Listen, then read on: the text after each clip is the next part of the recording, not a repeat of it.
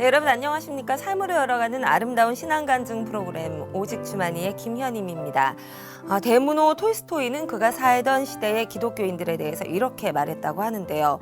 기독교인들은 세상의 변화를 위해서 기도합니다. 세상의 변화, 인류의 변화를 위해서는 기도하는 사람들이 참 많은 것 같습니다. 하지만 정작 자신의 변화를 위해서 기도하는 사람들은 그다지 많은 것 같지 않습니다. 라고 얘기했다고 하는데요.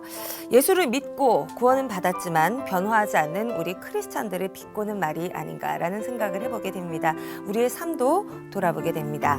자, 하나님을 만나서 변화된 삶을 고백하고 자랑해보는 우리의 이웃들을 만나는 시간 오직 주만이. 오늘의 간증자들을 만나보기 전에 먼저 이 자리 은혜롭게 채워주고 계신 분들부터 소개해드리겠습니다. 춘천 한마음교회 성도님들 환영합니다. 어서 오세요.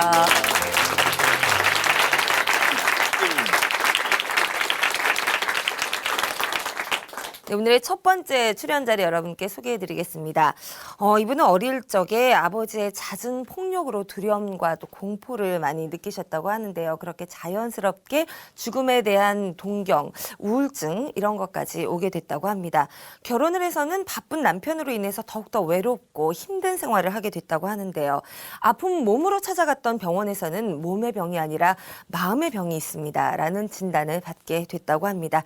그렇게 침울하고 또 연약했던 그녀의 삶이 완전히 변화됐다고 하는데요. 어떤 모습이 됐을까요? 지금부터 함께 만나보겠습니다. 춘천 한마음교회 윤미영 자매님 큰 박수로 모시겠습니다.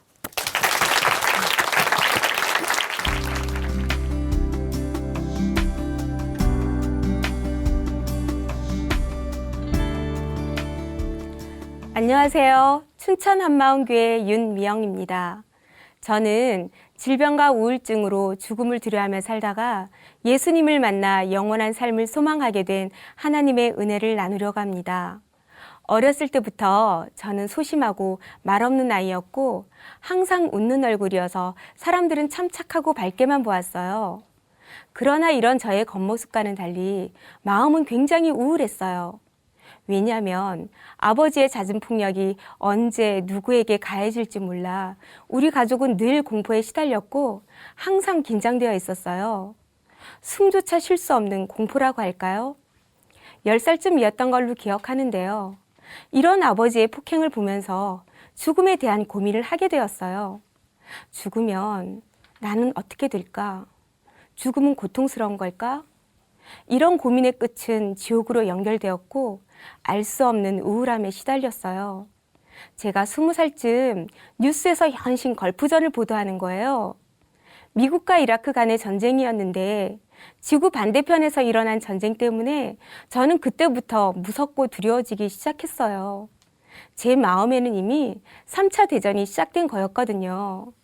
저는 한동안 심한 두려움에 시달려야 했어요. 이렇게 늘 불안하고 자신 없는 모습 때문에 점점 사람들과의 관계가 힘들어지면서 학교 생활을 비롯해서 머리가 커질 때까지 줄곧 친구 없이 혼자 외롭게 지내게 되었어요. 결혼을 했지만 나아지지는 않고 이런 우울함이 오히려 표면으로 더 드러났어요. 남편은 밤낮 없이 일하느라 혼자 있는 시간이 많아졌는데요. 혼자 있는 시간이 길어지고 반복될수록 답답함은 견딜 수 없을 정도가 되었어요. 어느 날 우울증으로 인해 자살했다는 뉴스를 우연히 접하게 되었는데 나도 혹시 우울증인가? 라는 생각이 밀려오면서 죽음의 두려움이 엄습했어요. 그래서 남편에게 뉴스와 함께 내 상태를 얘기했더니 대수롭지 않게 듣더라고요. 그 당시 갑상선 기능 저하증과 부정맥이 있었는데요. 임신이 되면서 몸은 더 힘들어졌어요. 부정맥이 전보다 더 심해져 숨을 쉴 수 없을 정도가 되어 금방 죽을 것 같을 때가 하루에도 수십 번 반복되니 밤잠을 쉽게 들 수가 없었어요. 링거를 수시로 맞으며 10달을 버텼어요. 그러나 정작 제게 가장 큰 문제는 아픈 몸보다 마음이었어요. 세상이 왜 이리 허무한 것인지 우울한 마음은 그 어떤 것으로도 채울 수가 없었어요. 명예나 돈, 그 어떤 것도 저를 기쁘게 해주지 못했어요. 어느 날 남편이 돈다발을 딱 보여주면서 이래도 안 좋아? 하는데 그런 남편에게 그래도 안 좋아 했습니다. 진짜 내 마음은 안 좋았거든요. 퇴근 후 남편이 씻겨주면 힘들어서 며칠씩 일어나지 못했고, 먼 거리도 아닌데 어쩌다 시댁에 다녀오는 날이면 일주일을 침대에서 꼼짝하지 못했어요. 밥을 먹는 것조차도 고통스러워 밥상 앞에서 눈물만 흘렸어요. 태어난 지 얼마 안 된 아기에게 젖도 제대로 주지 못했고, 더욱이 아기를 돌아볼 마음조차도 없었어요. 더군다나 부엌에 있는 칼을 들고 누군가를 죽이는 장면, 창밖으로 뛰어내리는 장면이 끊임없이 머리를 스쳤어요. 혹시라도 그 생각대로 할까봐 지워버리려고 머리를 흔들며 온갖 애를 다 썼어요. 영적 세계를 몰랐지만 그때 내 몸 안에 뭔가 다른 인격이 나를 지배하고 있다는 생각이 들었고, 그 생각에 따라가지 않으려고 의지를 들여 거부를 하였어요. 생각과 싸우는 고통은 뼈가 녹아내리는 것 같았어요. 갑작스런 호흡곤란으로 119에 실려가기를 반복하면서 병원 생활은 시작되었고, 남편은 1년 중 100일은 병원에서 출퇴근하게 되었어요. 정밀검진과 희귀병 검사까지 받게 되었지만 결과는 정상이었고 결국은 정신과로 보내졌어요. 의사 선생님이 종교란에 기독교라고 표시된 차트를 보시며 남편이 속 썩여요 하시길래 남편과 문제가 없다고 하니 염려가 있으면 당신이 믿는 하나님께 맡기라고. 윤미영 씨는 16살 먹은 소녀 같다고 하시는데 순간 충격을 받았어요. 평소에 머리가 나쁘고 공부도 못해서 늘 좀 모자란다는 생각을 했었는데 의사가 그렇게 말하니까 속상하면서도 인정이 되더라고요. 정신적인 문제는 점점 더 심해졌어요. 염려가 완전히 저를 지배해버렸어요. 매달 병원비로 100만 원씩을 지출하면서 아무거나 먹는 것을 극도로 꺼려 했는데요. 음식에 넣은 첨가물들이 몸에 해로운 독약 같다는 생각이 드니까 절대로 아무거나 편안하게 먹을 수가 없었어요. 또 집을 구할 때마다 저는 1층만 고집했어요. 혹시라도 엘리베이터 줄이 끊어지지 않을까, 아파트가 무너지지 않을까 무서웠기 때문이었어요. 길을 걸을 때도 땅속에 묻어놓은 가스통이 폭발할 것 같아 길을 마음 편히 걸어 다닌 것조차도 꺼려졌어요. 제가 친정이 강릉인데요. 친정 갈 때는 항상 비행기를 타고 다녔어요. 버스를 타면 교통사고가 날 것 같아 버스를 절대 탈 수가 없겠더라고요. 비행기를 타도 염려는 되죠. 그렇지만 3시간 동안 염려하는 것과 40분 염려하는 것과는 엄청난 차이가 있잖아요. 그 당시 가족들은 제가 살아도 인간구실 못하고 살던지 아니면 저러다 오래 못 가겠구나 생각하셨다고 하더라고요. 생각으로 치고 들어오는 우울함과 죽음의 공포는 저에게 너무나 큰 문제이고 실제였어요. 그래서 죽으면 나는 어디로 갈까? 죽음의 그림자가 늘 제 주위에 들이었고 천국과 지옥에 대한 고민은 너무나 시급한 문제였어요. 지옥의 두려움이 머릿속에서 떠나지 않았어요. 어떻게 하면 지옥이라는 것을 피해갈 수 있을까? 천국이 정말 있다면 난 어떤 노력을 해야 하는 걸까? 내 인생의 가장 큰 문제는 염려와 우울, 죽음의 공포에서 벗어나는 것이었고 혹 있을지 모르는 죽음 이후에 관한 것이었어요. 밤 10시가 되면 링거를 꽂은 상태로 외출을 받아 기도에 참석했지만 마음의 문제는 여전히 해결되지 않았어요. 혹시 믿음이 부족한가? 기도가 부족한가? 헌신이 부족한가? 문제는 해결되지 않으니 그 책임을 여지없이 내게로 돌렸고 그로 인해 괴로움은 더욱 심해졌어요. 그 당시 큰언니가 춘천 한마음교회를 다니고 있었는데요. 저는 이 답답한 마음을 언니에게 털어놓으며 어떻게 하면 좋겠냐고 물었어요. 제 마음이 정말 갈급했거든요. 그런데 언니는 놀라운 이야기를 하기 시작하는 거예요. 예수님이 4대 성인 중에 한 사람이고 역사적 실존 인물이라고 하는데 순간 정신이 하나도 없었어요. 실존? 실존이라고? 그럼 나 이제 살 수 있겠네? 그동안 증거가 없어서 믿지 못했던 것들이 실존이라는 단어 하나로 모든 것이 진짜로 다가온 거예요. 예수님이 이 땅에 사신 실존 인물이라면 예수님이 내 인생의 문제를 해결해 주신다는 것이 실제라는 것이었어요. 혹시나 가상의 인물은 아닐까? 교회를 다니면서도 의심할 수밖에 없었는데 역사적 실존 인물이라는 한마디가 의심의 종지부를 찍게 했어요. 이후 저는 언니와 함께 교회를 다니게 되었고 말씀으로 조금씩 회복되어져 갔어요.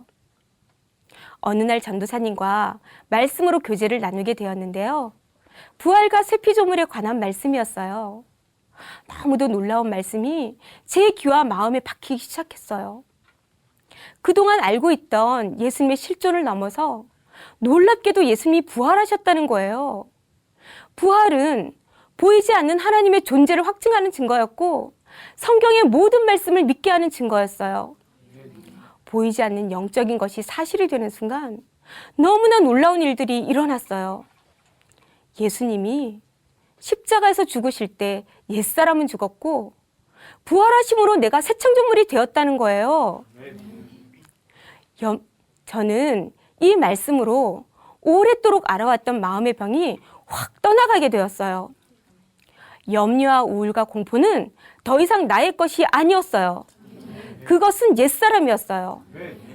예수님이 죽으실 때 우울했던 나는 십자가에서 완전히 죽었고 부활하실 때의 나도 함께 영원한 새로운 피조물로 거듭났다는 거예요.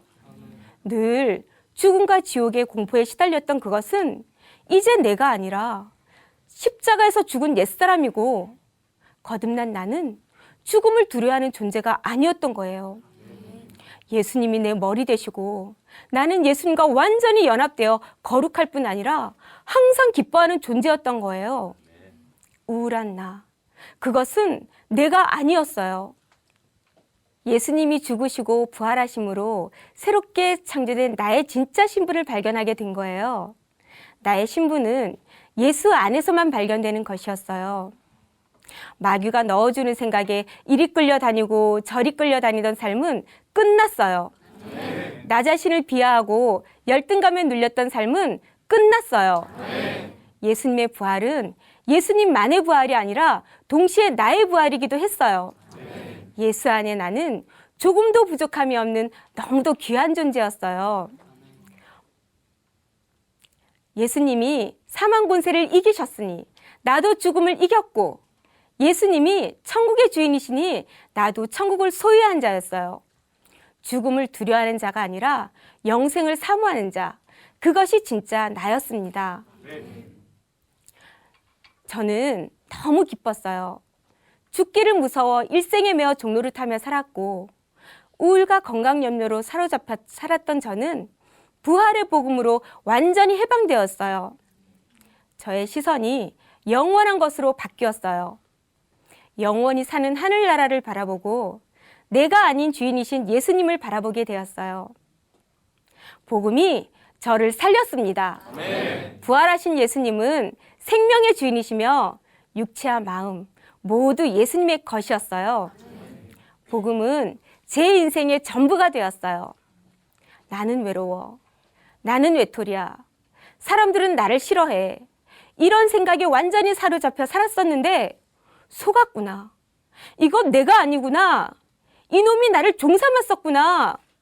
사람의 일생을 종삼는 배후 세력 마귀가 정확히 인지가 되니 더 이상 이 생각에 끌려다니지 않게 되었어요.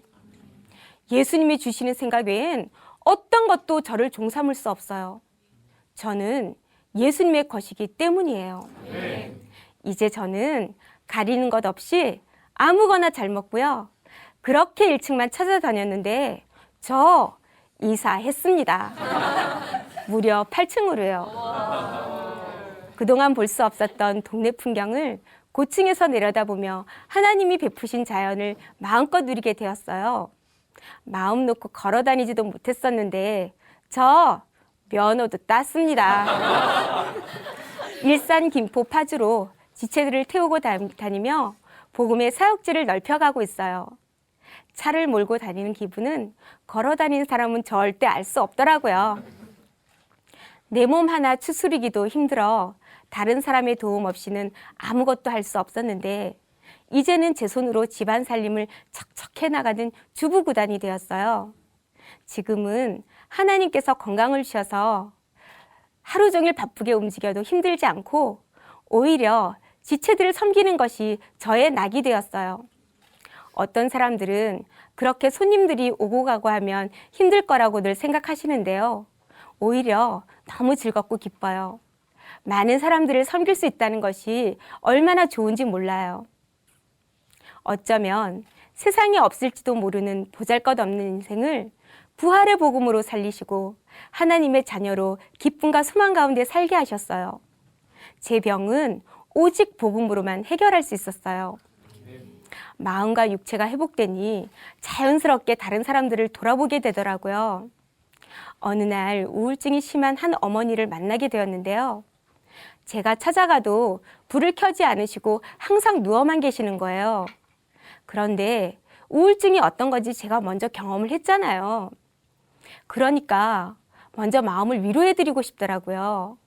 어머니 말씀을 들어드리고 마음을 함께 해드리니 어머니 마음이 자연스럽게 열리셔서 복음을 듣게 되셨고 지금은 건강한 모습으로 교회 공동체와 함께 신앙생활을 잘하고 계십니다. 또 제가 살고 있는 지역에는 유명한 암센터가 있는데요. 우리 교회 지체 아버님이 그곳에 입원하시게 되셨어요. 아버님은 많이 배우지 못하셨다는 열등감으로 마음이 다쳐서 웃지 않으시는 분이셨는데요. 아버님께 저도 맨날 꼴찌였다고 말씀드리니 웃으시더라고요. 아버님, 빨리 건강해지셔서 1000명 전도하셔야죠. 말씀드렸더니 나 같은 사람이 어떻게 전도를 하냐고 하시는 거예요. 그래서 그 후로 그냥 아버님 말동무해드리고 같이 시간을 보냈는데 아버님 마음이 열리신 거예요. 웃지 않으시던 분이 활짝 웃기도 하시고 매일 예수님 만나는 꿈을 꾸셨다고 하시면서 어쩌다 주무시는 걸 깨우기라도 하면 예수님 만나고 있는데 왜 깨웠냐고도 하셨어요. 마음이 좋아지시니까 농담도 하시더라고요. 통증으로 힘드신데도 평강 가운데 계시다가 천국으로 가셨어요. 저를 살리신 복음의 큰 확신으로 영혼들을 만나기 위해 커피와 음료를 준비해서 작은 교회 지체들과 함께 캠퍼스와 병원에서 복음을 전했고 지금은 지체들을 물심양면으로 섬기고 있어요. 단칸방으로 시작했는데 지금은 넓은 집을 주셔서 지체들을 섬길 수 있도록 하나님께서 많은 것을 허락해 주셨어요. 집에 커피 머신도 들여놓고 이불도 많이 준비해 두었어요.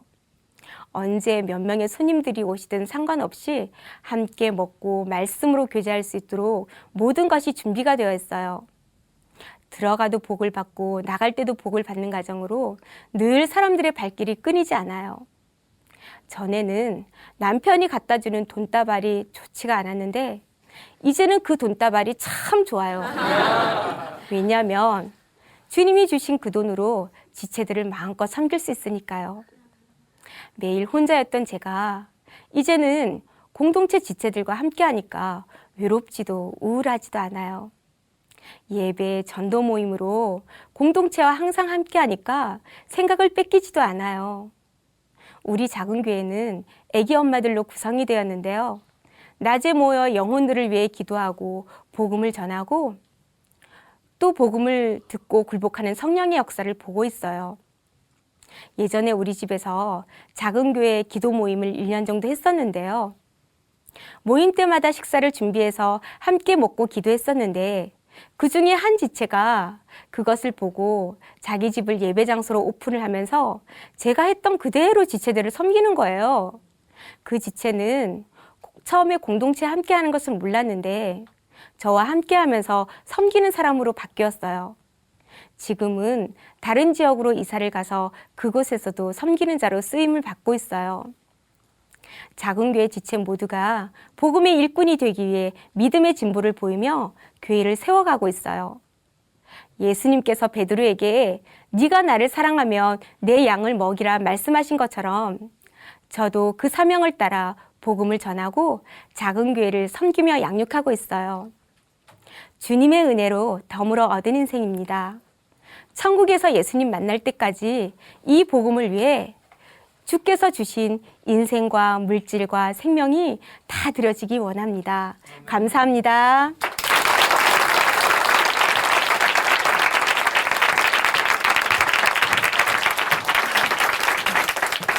우리 예수님을 그냥 신화나 또 전설 속의 인물로 생각하는 분들도 많이 계십니다. 그런데 문제를 해결하고 싶은 분이 계시다면 예수님이 역사적인 실존 인물이라는 것, 그리고 실제로 존재하신 이분에게 내 문제를 맡겨보겠다는 마음으로 예수님을 만나보실 것을 한번 권해드립니다. 만나면 인생이 변할 것입니다. 네, 아멘. 예전 문제가 됐던 나의 삶은 끝났다라고 당당하게 말씀하시는 우리 자매님을 보면서 정말 속이 후련해진다라는 것을 느꼈는데요. 24시간이 두려움과 공포로 살던 우리 자매님, 이제는 고층 아파트에서도 살 수 있고 차를 몰고 전도도 갈 수 있는 완전히 새로운 삶을 살게 되신 것 다시 한번 축하드리겠습니다. 박수로 함께 축복해드릴게요.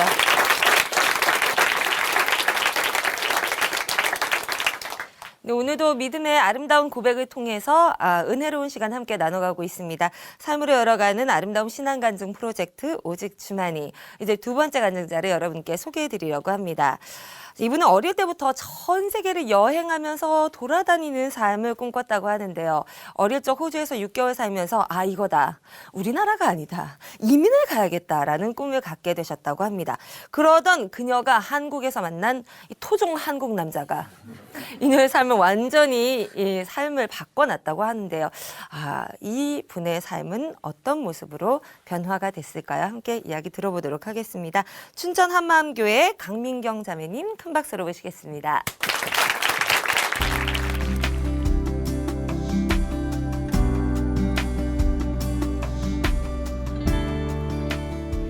안녕하세요. 춘천 한마음교회 강민경입니다.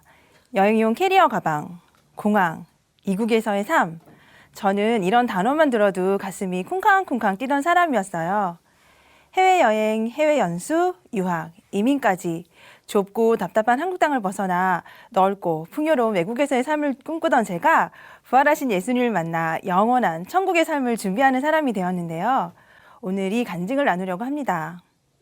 어릴 때 아빠는 저와 제 동생에게 우리가 어른이 되면 비행기를 타고 전 세계를 누비는 시대가 펼쳐질 거라고 하시면서 꿈을 크게 가지라고 하셨어요. 그 꿈을 위해 영어도 어릴 때부터 배웠어요. 그런데 대학에 들어가 보니까 외국에서 오랫동안 살다 온 친구들이 수두룩한 거예요. 그 애들은 몸에 배인 외국어 실력으로 수업 시간을 주름잡기 시작했어요.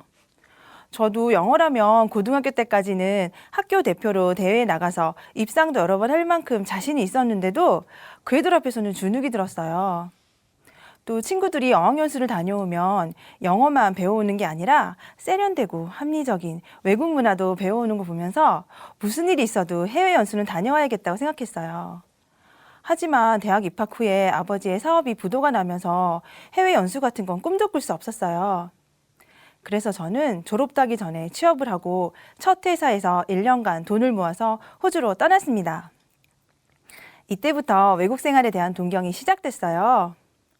호주에서 보냈던 6개월간의 시간은 저의 지경을 넓혀주었어요. 여러 나라에서 온 친구들과 밤늦게까지 파티도 즐기고 예쁘게 차려입고 우아한 디너 크루즈도 다녔어요. 한국에서는 체험할 수 없는 일들이 쏟아지니까 삶의 질이 업그레이드 된 것 같았어요. 그리고 홈스테이를 했던 집도 제 마음을 사로잡았는데요. 동화책이나 나올 것 같은 넓고 예쁜 2층 집에 수영장까지 딸려있는 집이었어요. 방만 해도 무려 6개였어요. 그런데 그 당시에 그 집을 짓는데 우리나라 돈으로 1, 2억 정도 들었다고 하더라고요. 그 돈이면 서울에서는 방 2개짜리 아파트 전세나 얻으려나 싶으니까 그 나라가 낙원 같아 보였어요. 이런 집에서 아이도 키우고 강아지도 키우면서 주말이면 정원을 손질하며 사는 그런 삶이 너무 부러웠어요. 하루는 친구네 집에 놀러를 갔는데요. 집을 같이 렌트하여 살던 호주인이 주말이면 서핑이나 요트 같은 럭셔리한 취미생활을 즐기더라고요. 저 사람 되게 부자구나 싶었는데 알고 보니까 동네 마트에서 캐셔를 하는 사람이더라고요. 이런 걸 보니까 청소부를 하더라도 이런 나라에서 살아야겠다는 생각이 들었어요. 한 번은 태국을 여행하던 중이었는데요. 아침에 외출 준비를 해서 게스트하우스를 나오는데 한 서양 사람이 길거리 카페에 앉아서 커피 한 잔을 하면서 여유롭게 영자신문을 읽고 있는 거예요. 마치 한편의 화보를 보는 것 같았어요. 아, 이 나라 저 나라 자유롭게 여행 다니면서 커피 한 잔으로 아침을 시작할 수 있는 저 여유. 저게 바로 천국이구나 싶었어요. 우리나라는 새벽부터 밤늦게까지 평생을 아등바등 일해도 아파트 한 채 사기도 힘들잖아요. 제 마음에는 외국 생활에 대한 동경이 가득해졌어요. 그리고 회사에서 캐나다로 한 달간 출장을 가게 된 적이 있었는데요. 캐나다에서 회사를 다녀보니까 외국의 기업 문화도 한국과 너무나 비교가 됐어요. 직원을 얼마나 배려하는지 직원 휴게실만 봐도 알 수 있었어요. 한국 회사의 직원 휴게실에는 커피나 차, 간단한 다가류 정도 제공되는 게 다였지만 캐나다에서는 직원 휴게실이 거의 레스토랑 수준이었어요. 날마다 배달되는 신선한 과일에 각종 음료와 간식거리, 간단한 식사까지 해결할 수 있도록 모든 걸 갖추고 있었어요. 상사, 직원 구분 없이 자유롭게 어울려 일하는 분위기며 여유로운 출퇴근 문화. 퇴근 후에도 자기 자신을 위해 시간을 마음껏 누리는 삶이 너무 부러웠어요. 매일 지옥 같은 출퇴근 교통전쟁에 잦은 야근과 회식. 그나마 그런 게 없는 날도 집에 오면 지쳐서 겨우 TV나 인터넷 좀 보다가 쓰러져 잠드는 한국에서의 삶과 너무 대조적이었어요. 같은 시대를 살면서 삶이 이렇게 다르니 한국에서 태어난 게 억울하기도 했어요. 한 번뿐인 인생 해외로 나가서 이 세상 제대로 누리며 살고 싶어졌어요. 저는 진로도 해외 생활을 기준으로 준비했어요. 해외 생활을 자유롭게 할 수 있는 직업을 고민하다가 통역사가 되려고 통역대학원을 준비했어요. 1년간 학원에 스터디에 매일 도서관에 나가며 공부했지만 결과는 불합격이었어요.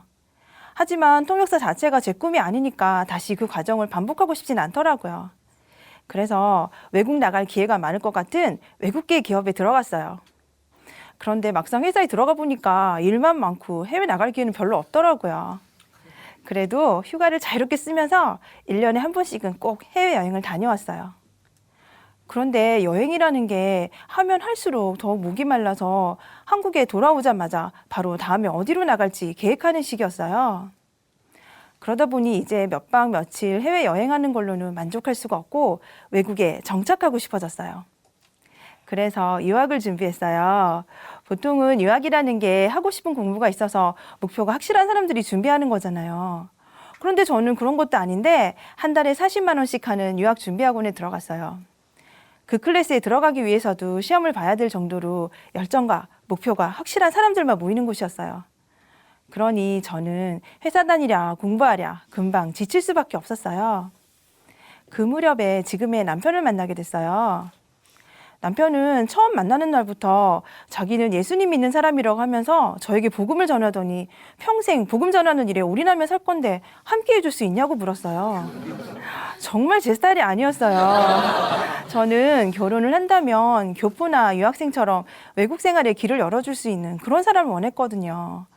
그런데 남편은 그 당시에 형이 하던 노인병원을 도우면서 노인들에게 복음을 전하며 살던 사람이었어요. 갈 길이 다르다 생각하고 다시는 만나지 말아야지 했는데 끈질기게 따라다니면서 복음을 전하는 거예요. 그런데 그게 싫지가 않고 진심이 느껴지더라고요. 하나님의 인도하심인지 외모도 조건도 제 스타일이 아니었는데 결혼까지 하게 됐어요. 남편을 통해 처음 한마음교회 오게 됐지만 저는 말씀을 들을 수가 없었어요. 로마서에서 하나님을 마음에 두기 싫어한다는 말씀이 마음에 걸렸지만 저는 여전히 내가 하고 싶은 대로 살고 싶었어요. 그래도 하나님을 무시할 수가 없어서 영접 기도도 하고 간증문도 쓰고 교회에 나오면서 종종 은혜를 받는 날도 있었어요. 하지만 딱 거기까지였어요. 교회는 점점 소홀해지면서 결국에는 나가지 않게 되었어요. 결혼 후 얼마 되지 않아서 저는 이민을 꿈꾸기 시작했어요. 마침 남편의 직업이 호주 이민 직업군 1순위로 발표가 되면서 이건 하나님이 주신 기회라고 여기며 남편을 구슬리기 시작했어요. 하지만 남편은 자기가 태어나고 자란 서울시 면목동을 세상의 중심으로 알던 토종 한국인이었어요. 신혼여행 때 비행기가 너무 신기하다면서 자기가 창가 쪽에 앉게 해달라고 때를 쓰던 사람이었어요. 그런 사람에게 이민이라니 남편을 무관심했어요. 그런 남편에게 날마다 외국 생활에 대한 환상을 심어주었어요. 한국과는 삶의 질을 비교도 할 수 없다. 같은 일을 해도 2배 넘게 벌고 2배 넘게 여유롭게 살 수 있다. 우리 아이가 태어나면 2개 국어는 기본으로 배울 수 있다. 그리고 거기서 복음을 전하면 복음이 외국에도 전해지는 거다. 이런 얘기들로 드디어 남편의 마음을 설득했어요. 그때부터 이민 컨설팅 회사에 접수를 해서 서류를 준비했어요. 2차에 걸쳐 400만 원을 들여서 서류 수속을 완료했어요. 남편은 1차 서류 심사에 통과하고 이제 이민자에게 요구되는 영어 성적만 따면 바로 비행기를 타는 거였어요. 영어학원이 몰려있는 강남 인접 지역으로 이사도 감행했어요. 그런데 막상 남편의 영어 실력을 열어보니까 너무 절망적이었어요. 토종 한국인이었던 남편은 어휘력은 만점에 가까운 실력을 갖고 있는데 외국인 앞에서는 얼음이 되어버리는 거예요. 한국식 영어 교육의 살아있는 희생자를 내 눈앞에서 보고 나니까 더더욱 우리 아이들은 여기에서 키우고 싶지 않았어요. 혹시라도 남편이 영어 때문에 기죽고 포기할까 봐 지극정성으로 잘해줬어요. 그리고 하나님께 기도도 했어요. 우리 이민 꼭 가게 해달라고요. 이민 가면 전도도 많이 하고 하나님도 더 잘 믿겠다고 그렇게 기도했어요. 그런데 어느 날 남편이 오랫동안 고민해봤는데 이민을 못 가겠다고 하는 거예요. 저는 처음에 영어 때문에 그러는 줄 알았어요. 그런데 남편의 말은 우리 부부의 신앙이 확실치 않고 교회 공동체를 떠나서 그렇게 우리 마음대로 이민을 갈 수 없다고 하는 거예요. 이 말을 들은 날 우리 부부 생애 최악의 부부싸움이 시작됐어요. 제 귀에는 제 꿈을 짓밟는 소리로만 들렸어요. 옆집 아랫집 다 깨우는 최대 규모의 전쟁이 벌어졌어요. 하지만 남편은 확고했어요. 이민을 가더라도 우리가 복음으로 정확히 세워지고 교회 공동체에서 파송을 받아 가는 게 아니면 안 된다는 거예요. 복음은 뭐고 교회 공동체는 뭐고 파송은 뭔가. 저는 그날 마음 밑바닥까지 절망감에 쓰러져 잠이 들었어요. 다음날 어떻게든 마음을 위안을 받아보려고 책장에 꽂혀있던 신앙서적 하나를 꺼내 들었어요. 왠지 마음의 위안을 받을 수 있을 것 같았거든요. 그 책의 주인공의 삶을 보면서 나와는 달라도 너무 다른 모습에 마음이 무너지는 것 같았어요. 그 책의 주인공은 어린 시절 예수님을 만나 평생을 예수님을 위해 산 사람이었어요. 예수님 믿는다고 억울한 핍박도 받았고 고문도 받았고 가족들까지 얼마나 고생을 했는지. 그런데 그 삶이 비참하게 보이지 않고 거룩하게 보였어요. 얼마나 많이 울었는지 몰라요. 저는 지금까지 내 욕심만을 위해 살아왔다는 걸 알게 되었어요. 저는 그날 남편에게 나도 예수님 믿고 싶다고 말했어요. 다시 교회에 가고 싶다고 말했어요. 그 뜨거운 교회 공동체 예배와 교회 사람들이 너무나 그리워졌어요. 그 사람들은 세상에 속한 자들이 아니라 하늘에 속한 사람들이라는 걸 알게 됐고 저도 그런 사람이 되고 싶었어요. 그리고 다시 교회로 가게 되었어요. 간절한 마음으로 예배를 드리는데 처음 교회에 왔을 때 어색함은 하나도 없었어요. 하나님께 부르짖어 기도할 수 있는 것도 너무 좋고 목사님 말씀도 좋기만 했어요. 그리고 전도사님과 말씀 교제를 하게 되었는데요. 그날을 지금도 잊을 수가 없어요. 요한복음에서 본래 하나님을 본 사람이 없으되 아버지 품속에 있는 독생하신 하나님이 나타내셨느니라 라는 말씀을 찾아주셨는데요. 전 이 말씀을 듣고 깜짝 놀랐어요. 본래 하나님을 본 사람이 없다는 말씀에 제 마음이 쿵쾅쿵쾅 뛰기 시작하는 거예요. 하나님은 원래 보이지 않는 분이시니 제가 지금까지 하나님을 잘 몰랐던 게 이상한 게 아니었어요. 그런데 아버지 품속에 있는 독생하신 하나님이 나타내셨다고 하는 거예요. 그렇다면 독생하신 하나님이 누구신지만 알면 하나님을 만날 수 있다는 거잖아요. 그분이 바로 예수님이셨어요. 구약의 예언과 예수님의 출생, 생애, 죽음, 부활까지 살펴보면서 예수님이 바로 아버지 품속에 있는 독생하신 하나님이라는 사실을 정확히 알게 되었어요. 저는 그렇게 보이지 않는 하나님을 우리가 알아볼 수 있도록 찾아오신 예수님을 인격적으로 만나게 되었어요. 그리고 오병이어 기적으로 많은 사람들을 먹이신 후에 자리를 떠나신 예수님을 사람들이 애타게 찾는 장면을 읽게 되었는데요. 예수님께서는 너희가 나를 찾는 까닭은 표적을 본 까닭이 아니라 떡을 먹고 배부른 까닭이라고 하시는 거예요. 저는 이 말씀을 읽으면서 완전히 회개할 수밖에 없었습니다. 이 세상 좀 더 풍요롭게 살고 싶어서 하나님을 찾으면서 하나님 믿고 있다고 착각하던 저에게 하나님이 주신 유일한 표적인 부활을 보고 예수님을 나의 주, 나의 하나님으로 믿으라고 정확히 말씀해 주셨습니다. 너무 놀라운 건요. 부활하신 예수님을 만나고 내 마음의 주인으로 모시고 나니까 내가 지금 보고 느끼고 살고 있는 이 세상이 전부가 아니더라고요. 보이지 않는 천국이 제게 실제가 되었어요. 알 수 없는 평강과 기쁨이 흘러넘치면서 아무것도 부러운 게 없었어요. 제가 뭘 따로 노력한 것도 없는데 부족한 게 하나도 없는 다 가진 자가 되어 있었어요. 이제 사랑하는 예수님이 계시는 천국만이 제가 유일하게 사모하는 외국이 되어버렸어요. 이전에 내가 어떤 사람이었는지도 잊어버릴 만큼 예수님 생각만 나고 매일 감격과 기쁨을 주체를 못했어요. 남편과도 말씀만 나누는데도 사랑이 마구마구 솟아나더라고요. 외국은커녕 맨날 집, 회사, 작은 교회 예배, 교회 대예배 이렇게만 왔다 갔다 하는데도 부족한 게 하나도 없고 뭘 해도 기쁘기만 했어요. 외국에서의 삶을 위해 모든 걸 준비하고 투자하던 저는 이제 영원한 천국만 사모하고 천국을 위해 제 삶을 드리는 자로 바뀌었어요. 삶은 자연스럽게 교회 공동체와 모든 것을 함께하는 생활이 되었어요. 집을 예배처로 오픈해서 거의 매일 예배를 드렸고 지체들과 함께 영혼을 섬기고 기도하는 생활이 제 삶이 되었어요. 외국에 나가 살려고 영어를 공부했던 것도 이제는 천국을 위해, 주를 위해 교회 안에서 간증이나 자료 같은 것들을 번역하는 일에 쓰임받게 되었어요. 가끔은 내 마음대로 살 때보다 불편하게 느껴질 때도 있었어요. 그런데 외국에서의 멋진 삶을 꿈꾸면서 지금 잠깐 불편하더라도 돈을 들여 서류를 준비하고 영어를 배우고 그 나라에서 살기 위해 직업을 찾으며 애쓰던 기억이 나는 거예요. 그러면서 천국이 보이는 거예요. 예수님을 진짜로 만날 수 있는 천국만 생각하면 그 기쁨과 기대가 너무 커서 불편하게 여겨지던 것들이 싹 사라져 버렸어요. 게다가 천국을 준비하는 삶은 현재를 희생하며 미래를 준비하는 그런 삶이 아니었어요. 천국을 준비하는 삶 자체가 기쁨이고 천국인 거예요. 내가 외국에 나가 살아도 나는 한국 사람인 것처럼 천국 시민권자가 되어버리니까 닭장같이 답답한 한국 땅에 살고 있는데도 천국 시민의 삶을 살게 되었어요. 이렇게 천국만 생각하며 살다 보니까 외국 생활에 대한 동경이 어느새 싹 사라져 버렸어요. 더 이상 이 세상에서 다른 나라를 꿈꿀 필요가 없어졌으니까요. 그리고 누구를 만나든지 예수님을 전하면서 천국 소망을 알려주고 싶어졌어요. 제가 처음으로 복음을 전하고 예수님을 주인으로 믿게 된 친구가 있는데요.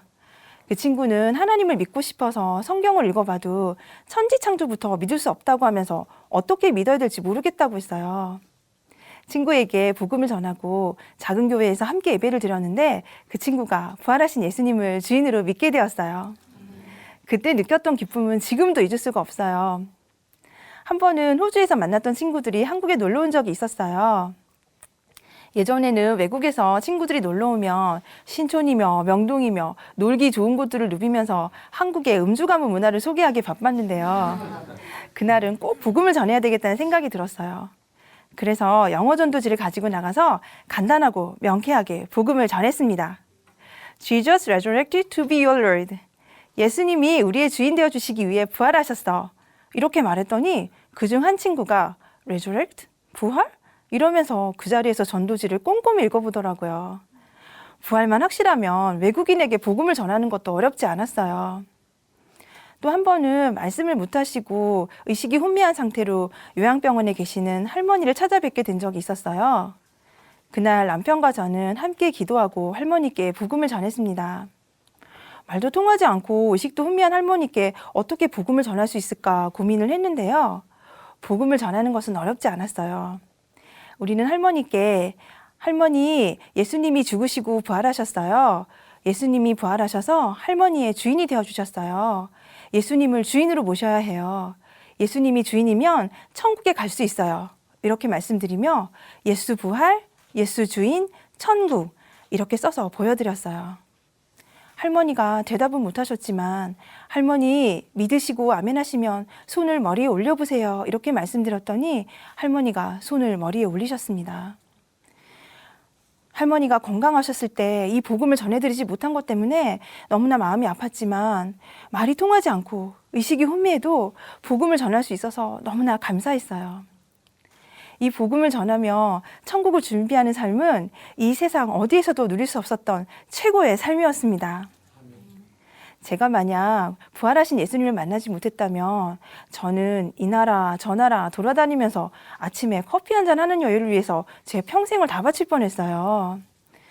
잠깐 사는 이 세상에서 그 잠깐의 풍요를 위해 한 번뿐인 인생을 다 허비할 뻔했어요.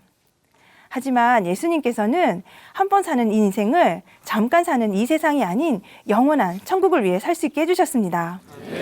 지금 이 순간도 금방 사라져버리는 과거가 아닌 영원한 천국을 위해 살 수 있게 해주신 부활하신 예수님 사랑합니다. 감사합니다.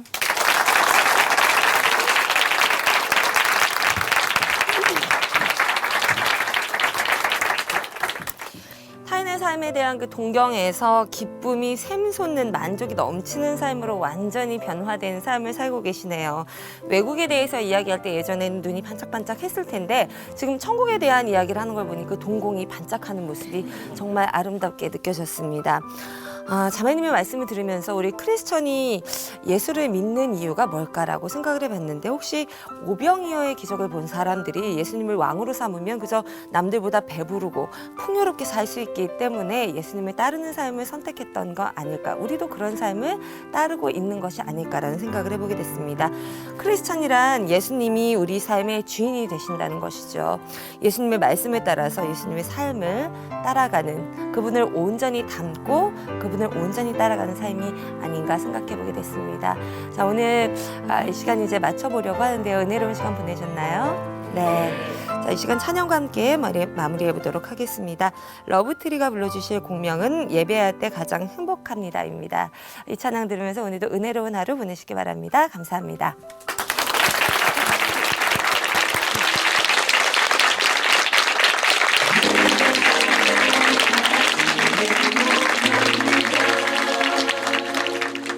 예배할 때 가장 행복합니다.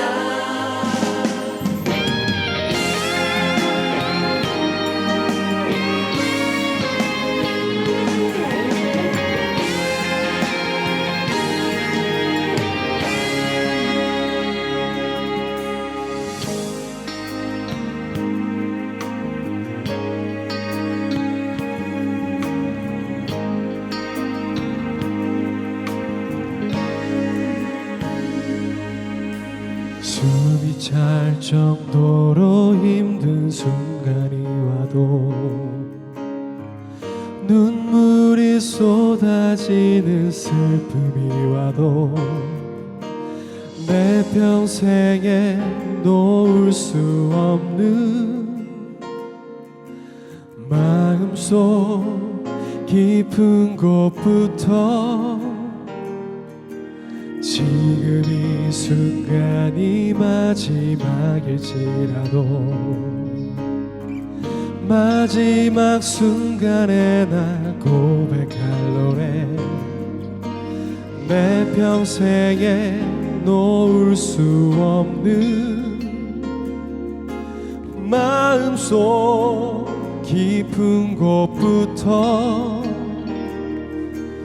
예배할 때 가장 행복합니다. 예배할 때 가장 행복합니다. 나를 구하시고 날 사랑하신 주님께 예배할 때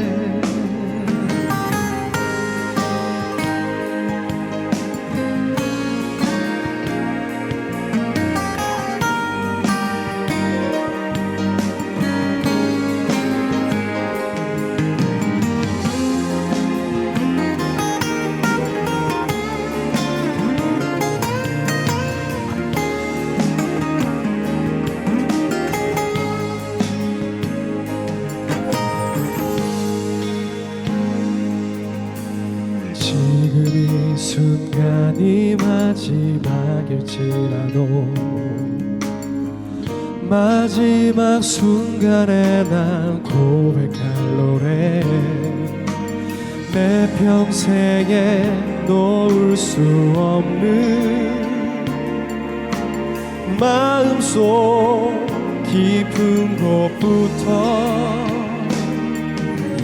예배할 때 가장 행복합니다.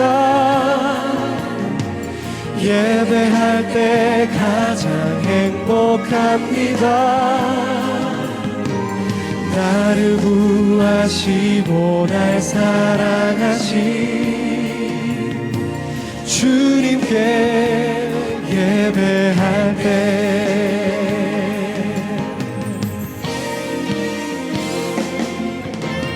예배할 때 가장 행복합니다. 예배할 때 가장 행복합니다. 나를 구하시고 날 사랑하신